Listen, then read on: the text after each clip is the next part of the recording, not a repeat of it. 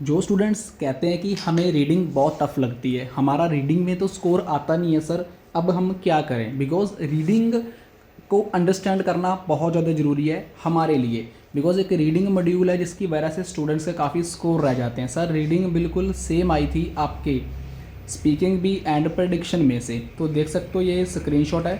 Due to privacy की वजह से नेम को हाइड किया गया है, बट अगर आपका इन द फ्यूचर एग्ज़ाम है, आप भी बहुत अच्छा स्कोर करना चाहते हो, तो यू कैन ज्वाइन आईएलएस वाला इंडिया ग्रुप। बिकॉज ये हमारी एक फैमिली है और फैमिली का साथ देना हमारा फ़र्ज़ बनता है। 100% it will be help to you. मैंने कल रीडिंग की क्लास ली थी, क्लास में आपको फिलअप द ब्लैंक्स सिखाई थी और स्टूडेंट को टास्क दिया था कि आपने कर कर कमेंट करना है। सेम आज एमसीक्यू की क्लास है और एमसीक्यू में भी सेम वही टास्क है। 3 क्वेश्चन मैंने सॉल्व आउट करे हैं, 2 क्वेश्चन आपने करने हैं। बट कोई भी चीज़ है इसको टाइम देना पड़ता है। अगर आप ज़िंदगी में सुख शांति चाहते हो, आप भगवान के ऊपर भरोसा करते हो, तो हमें भगवान का नाम लेना पड़ता है, उनका नाम जपना पड़ता है, उनकी पाठ पूजा करनी पड़ती है, उनको भी हमें टाइम देना पड़ता है। बट सबसे बड़ी चीज़ है ट्रस्ट।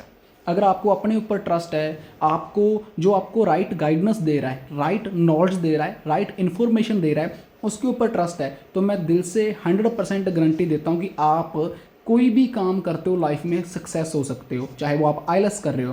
प्रेडिक्शन मटेरियल अगर किसी को चाहिए तो आप मुझे व्हाट्सएप के ऊपर मैसेज कर सकते हो। 4 एग्ज़ाम हो चुके हैं दिसंबर में। 4 एग्ज़ाम में writing task 1, writing task 2, reading 1 passage and reading 2 and 3 passage from our prediction material. हमारे प्रेडिक्शन मटेरियल से है।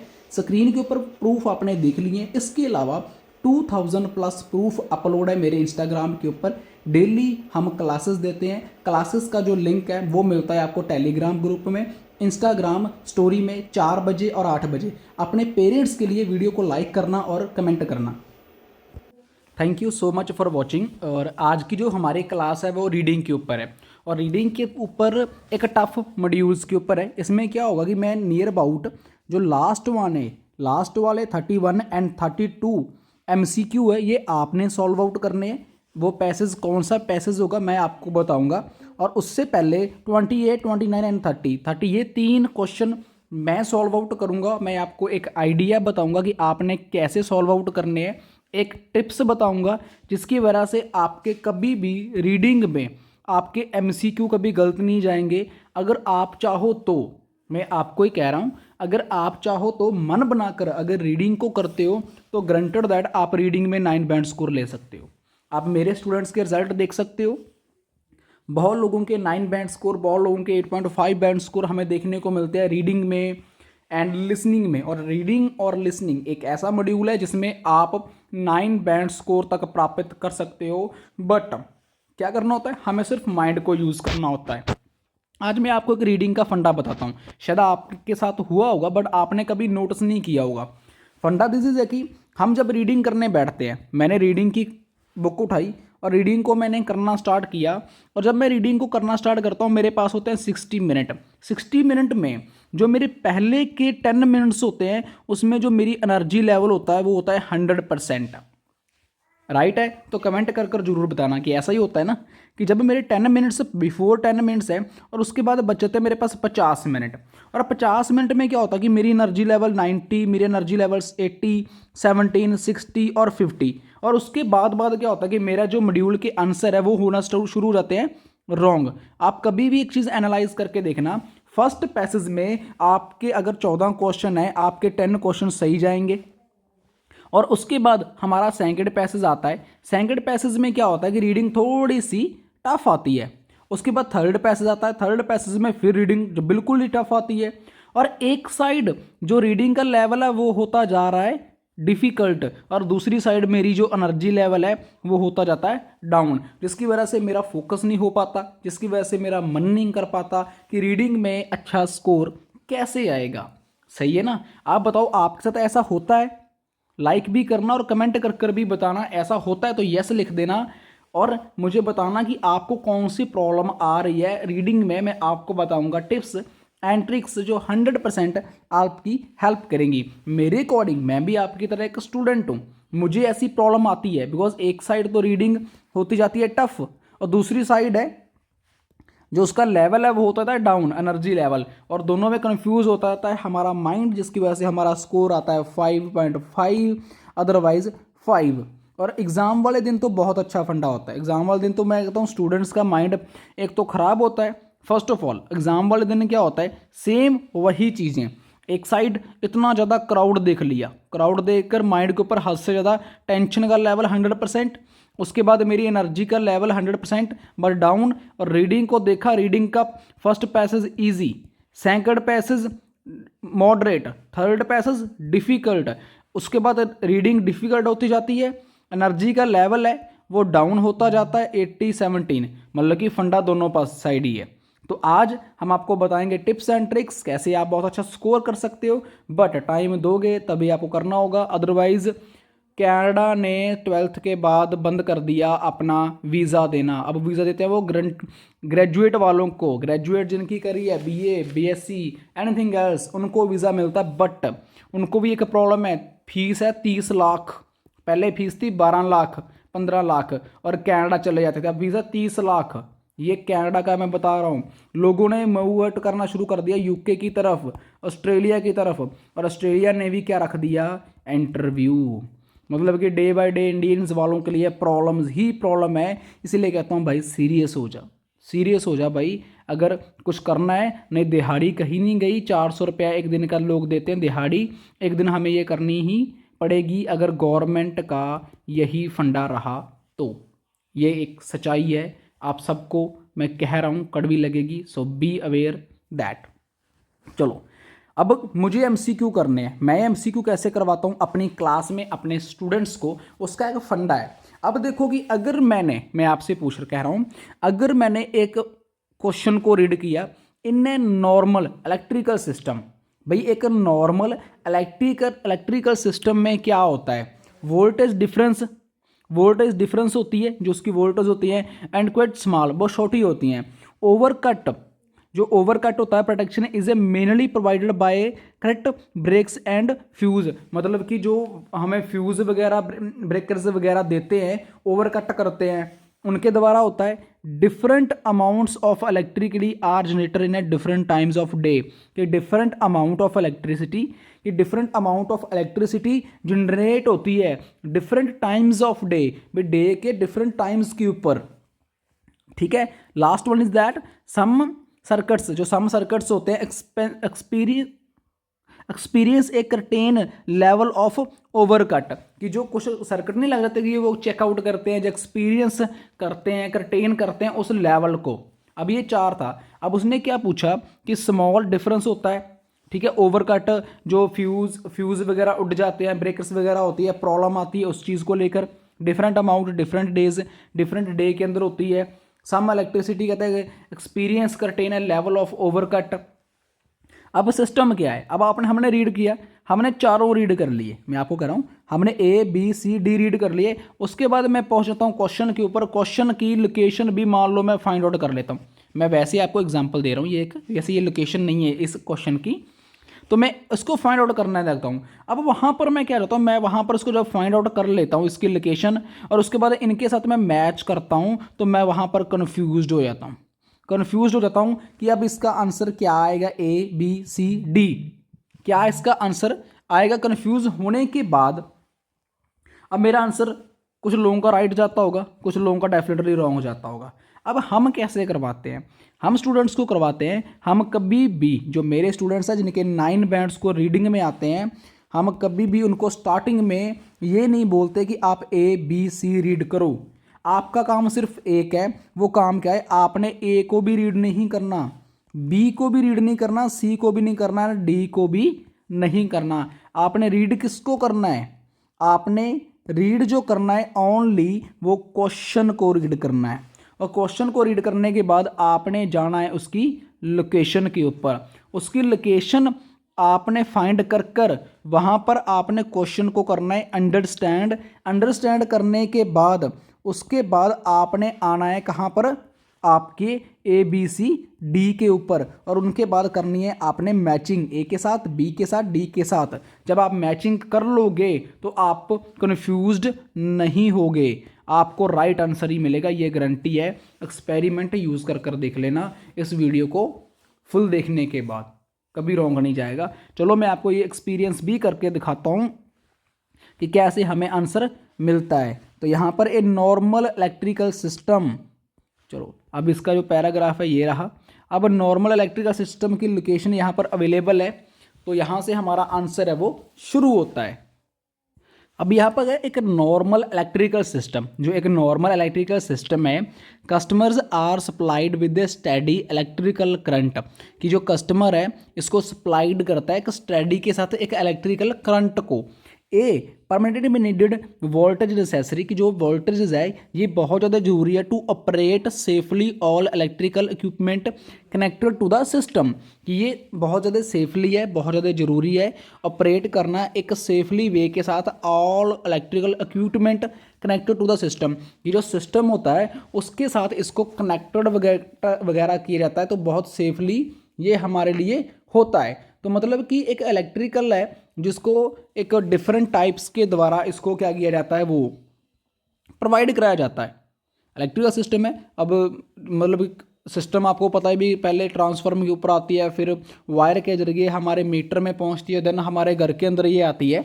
तो customer supplied with study electrical current, मतलब कि स्टडी इलेक्ट्रिकल करंट है वो सप्लाई करता है कस्टमर्स। तो यहाँ पर वो किसकी बात कर रहा है, यहाँ पर देखिए उसने बात करी, मैं आपसे पूछ रहा हूँ, उसने सम सर्किट्स करंट एक्सपेंसिव एक्सपीरियंस एक कर्टेन लेवल ऑफ ओवरकट, कि यहाँ पर ओवरकट की बात करी गई, यहाँ पर एक्सपीरियंस की बात करी गई। आप बताओ, नहीं करी गई ना तो एक्सपीरियंस की बात करी, ना लेवल ऑफ ओवर करंट की बात करी कि भी वो ज़्यादा करंट लेते हैं, ज़्यादा हाईलाइट चीज़ें होती हैं, उसकी भी बात नहीं करी, मतलब कि ये मेरे क्वेश्चन का आंसर नहीं है। अब सी की बात करते हैं। सी में उसमें क्या पूछा गया, सी में वो हमसे पूछ रहा है different amounts of electricity are generated at different times of day. क्या उस क्वेश्चन के आंसर में different amount and different times of day की बात करी गई? मैं आपको कीवर्ड्स बता रहा हूँ जो कीवर्ड होते हैं, ये हमारे 3 कीवर्ड थे इस क्वेश्चन के। क्या डिफरेंट अमाउंट्स की बात करी? नहीं करी। जनरेटेड की बात करी गई, डिफरेंट टाइम्स ऑफ डे की बात करी गई, नहीं करी गई।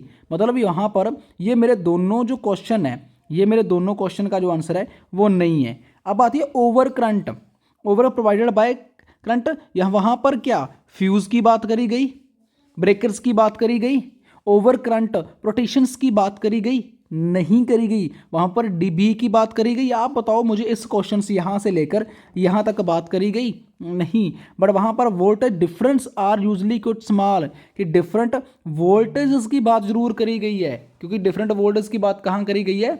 You can see on the customer are supply with study electrical, मतलब कि स्टडी इलेक्ट्रिकल डिफरेंट टाइप्स के द्वारा वहाँ पर जरूरी है जो सेफली इस चीज़ को पहुँचाया जाता है, कनेक्टेड किया जाता है सिस्टम के साथ। तो मतलब कि वहाँ पर बात ना तो ब्रदर करी गई थी कि ओवर करंट की, ना तो सी बी की बात करी, ना सी की बात करी, ना डी की बात करी वोल्टेज डिफरेंस की। एक क्वाइट स्मॉल छोटे सिस्टम के द्वारा वहाँ पर पहुँचाया जाता है। तो मेरा करेक्ट जो आंसर है वो ए है, ना कि बी, ना कि सी, ना कि डी। मेरा ए एक राइट आंसर है। अब समझ में आया आपको कैसे क्वेश्चन का आंसर फाइंड करते हैं, कैसे मुझे एमसीक्यू मेरे राइट जाते हैं। प्लीज़ बहुत मेहनत लगती है, कमेंट कर कर ज़रूर बताना, और चैनल पे पहली बार आए हो तो ज़रूर सब्सक्राइब करना। 100% आपको ये एक यूज़, मतलब कि बहुत ज़्यादा हेल्पफुल चैनल है ये आपके लिए, ये मैं आपको गारंटी देता हूँ। अब मेरा दूसरा क्वेश्चन आ जाता है, the writer suggest that the most overcurrents sorry, जो राइटर क्या सजेस्ट कर रहा है, मोस्ट ओवर करंट्स, कि सबसे ज़्यादा ओवर करंट। जो राइटर है, क्वेश्चन को समझिए, जो राइटर है वो क्या सजेस्ट कर रहा है, मोस्ट ओवर करंट। अब मैं इसका ए भी नहीं रीड करूंगा, बी भी नहीं, सी भी नहीं, डी भी नहीं, मैं तीनों नहीं रीड करूंगा। मैंने आपको प्रॉमिस किया कि आपको एक्सपीरियंस करके दिखाता हूं। चलो मैं आपको एक्सपीरियंस करके दिखाता हूं। मैंने रीड नहीं करे, सीरियसली रीड नहीं करे। The writer suggest that most over currents. अब इसकी लोकेशन फाइंड करते हैं। देखते हैं कहाँ पर ओवर करंट्स की बात करी गई है। Very summer normally hard electrical, आपने जल्दी जल्दी फाइंड करना है, जिसे स्कैनिंग स्कैमिंग बोलते हैं। यहाँ पर ओवर करंट की बात करी गई है, तो यहाँ पर हम इसको फाइंड आउट करते हैं। नीचे भी करेंगे क्योंकि यहाँ पर भी ओवर करंट्स की बात करी गई। हाउ डू ओवर करंट्स, ये रहा मोस्ट ओवर करंट्स, ये हमारा क्वेश्चन का आंसर है। यहाँ पर भी क्या लिखा हुआ है, मोस्ट ओवर करंट्स, बट ये यहाँ पर मोस्ट ज़्यादा का नहीं लिखा गया, ओनली करंट्स की बात करी गई थी। ओवर करंट की बात करी। Damage the electrical device one of the most important principles over current protection therefore that the higher that the magnitude of the over world current faster the over current the must depleted. मतलब यहाँ पर ठीक है जो बात करी है। How do over currents occur, मतलब कि कैसे अक्कर का मतलब होता है हैपन्ड, ये इसका सिनोनियम वर्ड है, सिनोनियम वोकैबुलरी वर्ड है। अक्कड़ इसका मतलब होता है happened. How do over currents happened, मतलब कैसे होते हैं। Most over currents are temporary and harmfuls, कि ज़्यादातर over currents are temporary and harmless होते हैं। ज़्यादातर जो ओवर करंट होते हैं वो टेम्परेरी होते हैं, टेम्परेरी हार्मलेस होते हैं। कॉज्ड मतलब उससे होता क्या है, when motors start up to transforms are energised, मतलब जब हम मोटर को छोड़ते हैं, जब वो ज़्यादा जोर लगाती है, ज़्यादा एनर्जी को हायर करती है। जैसे फॉर एग्जांपल दैट रेल का इंजन है, उसको आप उसको स्टार्ट ही रखते हैं, उसको कभी बंद नहीं करते, ज़्यादातर उसको बंद नहीं करते बिकॉज ऑफ डीजल वाले जो इंजन होते हैं, बिकॉज ऑफ वो कहते हैं कि ये जब स्टार्ट होता है इतना ज़्यादा ऑयल पी जाता है, इतना ज़्यादा ऑयल पीता है, उतना रेलगाड़ी चलते टाइम नहीं पीती जितना ये तब पीता है, इसलिए इसको हमेशा स्टार्ट रखते हैं। तो इसने क्या कहा, most over currents are temporary and harmless. इसके साथ होता क्या है, व्हेन मोटर स्टार्टअप ज़्यादा एनर्जी को यूज़ करते हैं, such things that's defective motors overloaded equipment too many loads on one current, मतलब कि ज़्यादा मैनी लोड्स के ऊपर करती हैं। ओवरलोडेड जो चीज़ें होती हैं, ज़्यादा जोर लगाती हैं, वो कैन केस हार्मफुल, कि वो थोड़ी बहुत ही हो सकती हैं। चलो अब हमारा क्वेश्चन का जो आंसर है वो हमें मिल चुका है। अब हम फाइंड करते हैं अपना फिर कि can be instant causally controlled by release, मतलब कि जो जिसके द्वारा ये कंट्रोल किया जाता है, जो इलेक्ट्रिसिटी होती है, जो बड़े बड़े ट्रांसफार्मर वगैरह से लगे होते हैं उनके द्वारा कंट्रोल किया जाता है। इसकी बात वहाँ कंट्रोल की तो बात ही नहीं करी गई। Are triggered by electrical storms, मतलब कि ये ट्रिगर्ड मतलब होता है शुरू होना, मतलब स्टार्ट करना, स्टार्ट होना, कि जब वो स्टार्ट होता है इलेक्ट्रिकल स्ट्रॉम्स वहाँ से निकलती हैं, वहाँ पर ये भी बात नहीं करी गई। वहाँ पर बात करी गई स्टार्ट होता है, जब चलता है वो इलेक्ट्रिसिटी के ऊपर क्या अफेक्ट डालता है उसकी बात करी गई है। मैं आपको दिखाता हूँ। Affect all levels of distribution system, की अफेक्ट करता है सभी लेवल्स के ऊपर, और ये आर हार्मलेस एंड टेम्परेरी, इसकी जरूर बात करी गई है। तब अब मैं कन्फ्यूज हूँ दो क्वेश्चन के में, ए में और बी में। सी और डी की वहाँ पर बात ही नहीं करेगी। मैं आपको वो भी दिखाता हूँ। यहाँ पर देखिए उसने most current over temporary harmless direct बोल दिया। कॉज्ड मतलब किसके द्वारा होता है, व्हेन मोटर का स्टार्टअप ट्रांसफॉर्म, वहाँ पर उसने जरूर बताया कि मोटर जब स्टार्ट होती है ज़्यादा एनर्जी को कंज्यूम करती है, बट यहाँ पर किसकी बात कर रहा है वो, कि वो अफेक्ट करती है all over of distribution system को, कि वो अफेक्ट करती है सिस्टम को। वहाँ पर अफेक्ट की बात तो करी ही नहीं गई। इट मेरा बी क्वेश्चन का आंसर भी नहीं है। इलेक्ट्रिकल स्ट्रॉम्स की वहाँ पर शुरू करता है, उस चीज़ की भी बात नहीं करी गई। कैन बी कंट्रोल्ड, इसकी बात भी नहीं करेगी, बात करी गई है ए की। तो मतलब जी मेरे क्वेश्चन का जो आंसर है वो डायरेक्टली मुझे मिल गया है, वो कौन सा है, वो ए है। देखिए आप बहुत अच्छे तरीके से आप ऐसे भी फाइंड कर सकते हो। दूसरा आपका वे क्या है फाइंड करने का, मुझे ज़रूर बताना, क्योंकि I want to know about it. मैं भी जानना चाहता हूँ, और जो स्टूडेंट्स हैं और जो व्यूअर हैं वो भी जानना चाहते हैं कि आप कैसे करते हो, और कमेंट में ज़रूर बताना। 30 क्वेश्चन मैं कर रहा हूँ स्किप, बिकॉज वीडियो बन जाएगी ज़्यादा लंबी, आप भी शायद बोर हो रहे। 31 एंड 32 का मैं आप स्क्रीनशॉट ले लो, क्वेश्चन का स्क्रीनशॉट आप ले सकते हो। अभी कहाँ से आपको फाइंड करने हैं, कौन से पैराग्राफ से आपको फाइंड करने हैं, वो मैं आपको दिखाता हूँ अभी जस्ट 5 सेकंड्स के बाद। और उम्मीद करता हूँ मैंने आपने इसका स्क्रीनशॉट जरूर ले लिया होगा। जो 31 है आप देख सकते हो स्क्रीन के ऊपर, यहाँ से लेकर यहाँ तक का 31 क्वेश्चन है, और जो 31 क्वेश्चन है वो आपको मिलेगा इस पैराग्राफ में। आप देख सकते हो विदन, जहाँ पर विदन लिखा हुआ है, विदन से लेकर फॉल्ट तक, ये जो क्वेश्चन है यहाँ से आपको मिलेगा 31 का। ये 31 का क्वेश्चन का आंसर आपको इसमें मिलेगा। देख लिया, शायद आपने स्क्रीनशॉट कर लिया होगा, मैं उम्मीद करता हूँ फुल। और जो ये है फ्यूज़ से लेकर यहाँ तक डिवाइस तक, यहाँ पर आपको मिलेगा 32 का क्वेश्चन का आंसर। ये 32 का है, मैं लिख भी देता हूँ, और ये 31 का है। स्क्रीनशॉट मार लिया दोनों का। चलो जी, क्वेश्चन का आंसर फाइंड करो जी, और कमेंट में बताओ, फिर मैं आपको बताऊंगा आपका क्वेश्चन राइट है या फिर आपका क्वेश्चन रॉन्ग है। Thank you so much, subscribe जरूर करें।